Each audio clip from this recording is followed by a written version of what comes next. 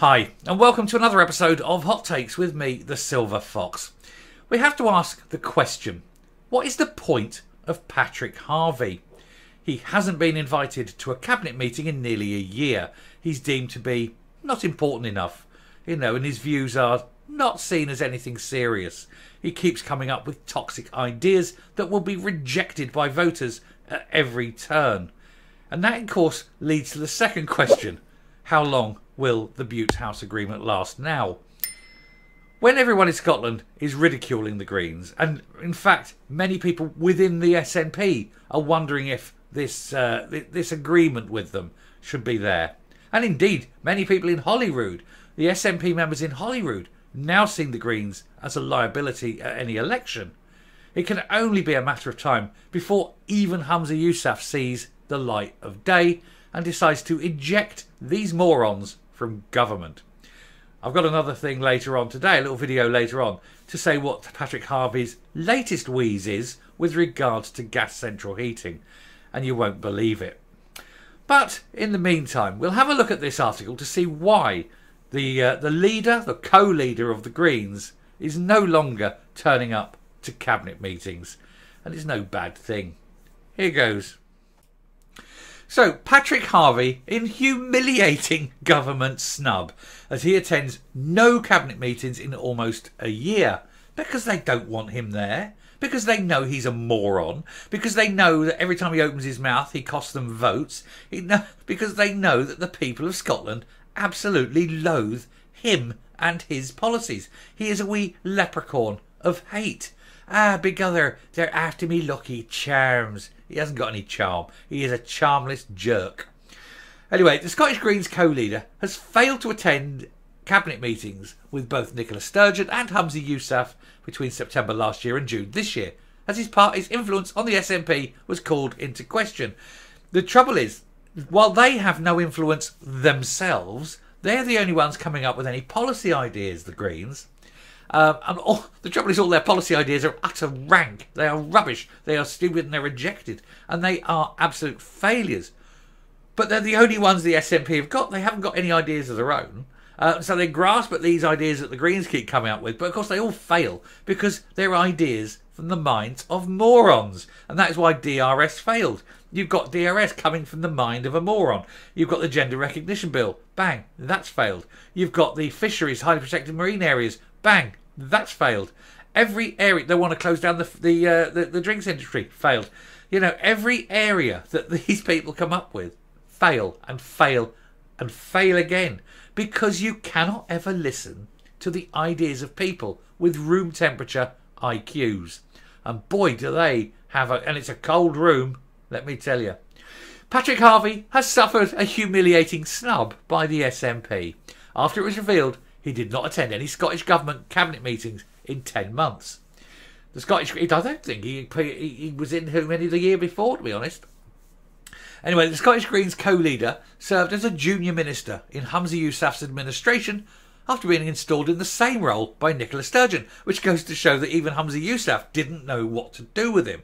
I will just leave you there because, you're not going to have any influence anywhere else. We're not putting you anywhere important. You just stay there and look after this. He's basically a caretaker.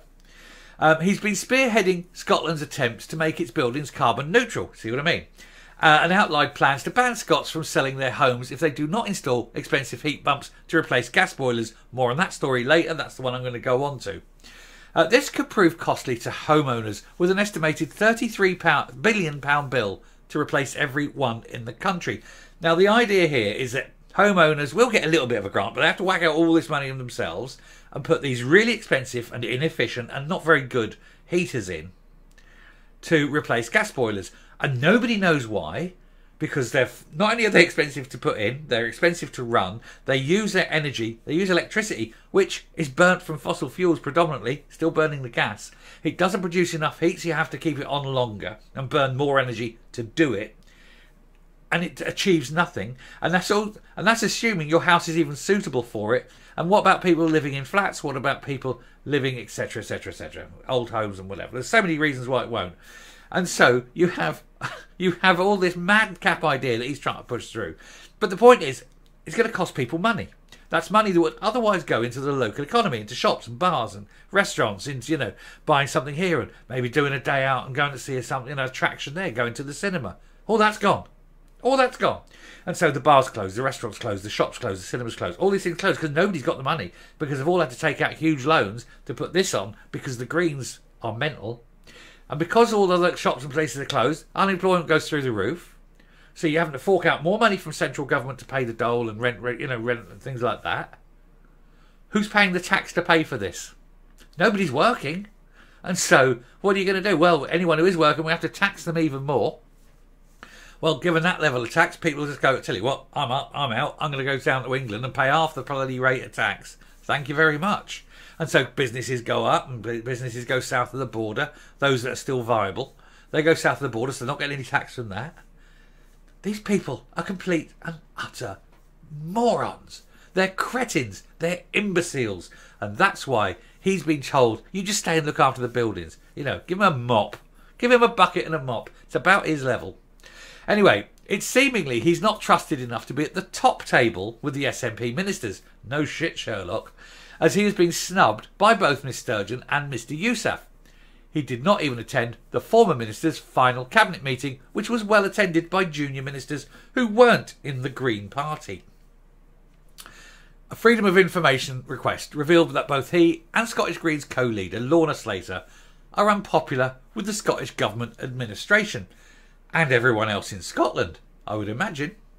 It reported that there were 36 cabinet meetings between September 22 and June 23 inclusively. And out of these, Mr Harvie did not attend any of them. With Miss Slater attending only 4 during that period, but it's understood that these 4 were simply to discuss her failed, stupid deposit return scheme, the result of a fevered dream by a moron. It means that there was only Green ministerial representation at 1/9 of cabinet meetings during the bulk of the 22-23 Scottish Parliament, which is now in recess. It highlights that the pair may not be trusted to offer their input on key issues affecting Scots. They are not trusted to offer their input on anything. There is now a move afoot within the party. There are whispered briefings. We need to get them out. I mean, we all know what Fergus Ewing thinks of them, for example. But he's not alone. There's Forbesy. She'd like nothing better than to get these people out. But, you know, and there's a lot of others. There's a lot of people in the party that want them out of government. Previously, they were labelled toxic by SNP sources. Hey, like I say, well done, Fergus. Due to their position on the economy, which includes opposing economic growth. In other words, let's make people poor. Let's put more people into poverty. Let's destroy the future. Let's make sure that our children have no hope whatsoever. Why? Why? It won't make one dot of difference to the environment. Not while China is still building 36 bloody coal power stations. These people are so moronically stupid. There are sea slugs who've got more of a grasp of reality than this pair. Miss Slater claimed that growth was like a bad thing and then led to people buying crap you don't need to impress people you don't like. That old hackneyed phrase. She can't even come up with an original saying. It was this sort of rhetoric that saw the former Finance Secretary Kate Forbes request that the Greens co-leaders be removed from any decisions regarding the economy and saw her clash publicly with the pair during the SNP leadership contest. Good old Kate, in this case, she is right. These people are morons and should not be given any command. They should be out of government. And this is the point. They should be. And everyone in the SNP sees it now. But Humza Yousaf is too afraid, too spineless to go it alone and have a minority government. He thinks if he's a minority government, he won't get anything through the legislation table. He hasn't got anything through yet with them. What's the bloody point? See your time out, have the next election, get out of town. But throw these 2 out now, or 3. Get rid of rear as well. Gross rear can go and all. Anyway, through previous Freedom of Information requests, it was discovered that the 2 ministers have only attended a further 2 cabinet meetings each since signing up to the Butte House Agreement. That means in nearly 2 years, there's only been Greens at 8 meetings, 6 of them Lorna Slater, 2 of them Patrick Harvie. And that, as I say, begs the question, What is the point of Patrick Harvie?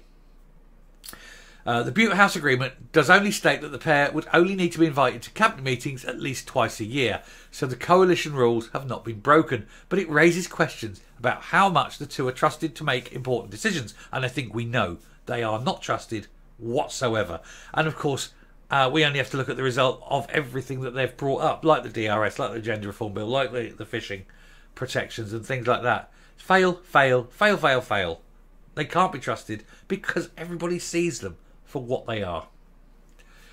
Scottish Conservative Graham Simpson, MSP, told the Scottish Daily Express, the fact that Patrick Harvie has not attended a cabinet meeting since last September is neither here nor there, because the Greens are the ultimate corrosive force in Scottish politics. On a whole host of issues, from oil and gas to the duelling of the A9 and gender reform legislation, the militant green tail is wagging the SNP dog, and sadly Scotland, especially rural Scotland, is suffering as a result. And you have to ask why Humza Yousaf is so enthralled with them. Because he hasn't got any balls. He hasn't got a spine. He is a jellyfish. He is a quivering, cowardly, craven cur. Beaten by the Greens. Because he dare not tell them to go forth. A Scottish Government spokesman said, the Butte House Agreement makes clear that ministers receive relevant cabinet papers and are invited to attend cabinet meetings as appropriate. Well, it's totally inappropriate for these two to attend. Since last September, Ms Slater, Minister for Green Skills, Circular Economy and Biodiversity, i.e. nothing important, has attended the Cabinet 4 times. Mr Harvie, for zero carbon buildings and zero attendance, active travel and tenants' rights, is a member of the Cabinet subcommittees on legislation, blah, blah, blah, load of old crap, don't care. They're not invited, they're not wanted, and they're pointless. Let's get rid of them. Coming up. Of course, if Harvie and Slater had any self-respect, they'd just say, look, we're going to give you an ultimatum. Either let us attend as a normal cabinet member or we'll walk. And if Humza Yousaf has any balls, he'll say, I will not respond to an ultimatum, and he'll fire them and end the Butte House Agreement. And if he doesn't do that, then he's shown to be the incredibly weak man that he is. And those murmurs that we're talking about, leadership challenges, will be yells coming from within his cabinet. People in his cabinet will say, no, if you do that, then we walk. It'll be interesting to see, but I don't think the Butte House Agreement will last too much longer. And that's a shame, because I like laughing at the Greens. They're such funny little things, aren't they? Roll up, roll up, roll up. See the funny little people. See them run around like headless chickens. Poke them with a stick and make them jump. Anyway, I shall stop. Thank you very much for watching. If you like what you're seeing here on the channel, do please hit the subscribe button, ring the bell, leave a like, leave a comment, please share the video. And until next time, stay safe, stay well, and remember, nothing the Greens say is of any importance whatsoever. They are completely stupid morons. Bye.